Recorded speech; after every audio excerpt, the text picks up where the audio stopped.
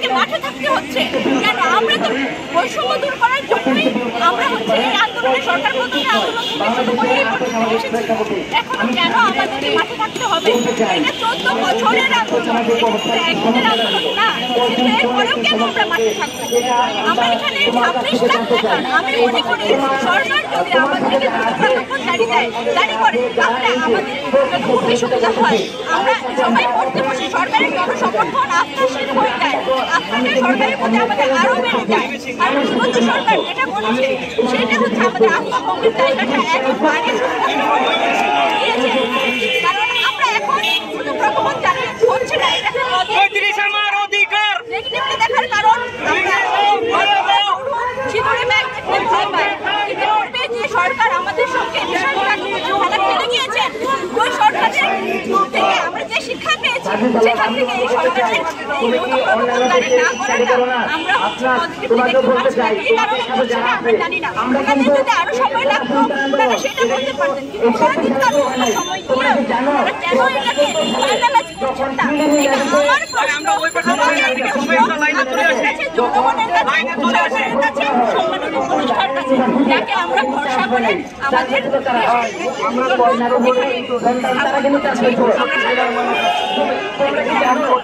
আরেকজন বলেন আরেকজনকে দেন, ওই পাশে দেন।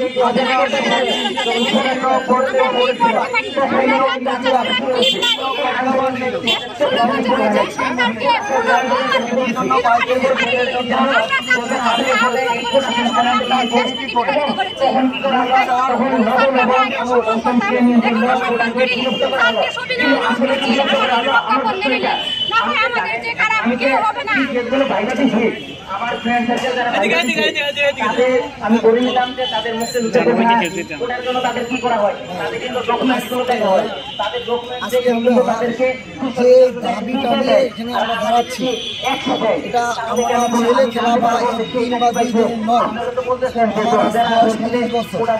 আমার বয়স যখন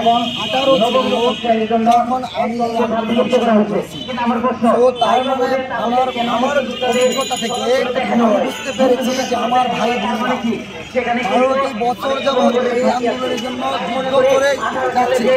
আজকে আমার 30 বছর বয়সে দাঁড়িয়ে আমার মতো 30 বছর বয়স যখন ছিল যে ভাই বোনেরা এই দাবিটা উত্থাপন করেছে, আজকে ওই ভাই বোনেরা বয়স হলো 42 বা 43 বা 40, ওরা কিন্তু এটার সফলতা ভোগ করতে পারবে না। অনেক ভাই বোনেরা এমন বয়সী আমাদের সাথে আছে, তারা বলতেছে আমরা চেয়েছিলাম আমরা না পাই, তোমরা আমাদের ভাই, তোমরা আমাদের দেশের ভাই, আমার সন্তান পাবে, আমার ভাই পাবে, আমার নাতি পাবে, মানে আমাদের দেশের মানুষ মুক্তি পাবে, পুলিশের শৃঙ্খলে আবদ্ধ হবে না, তাদের সার্টিফিকেট 30 বছর বয়সে দিতে হবে না।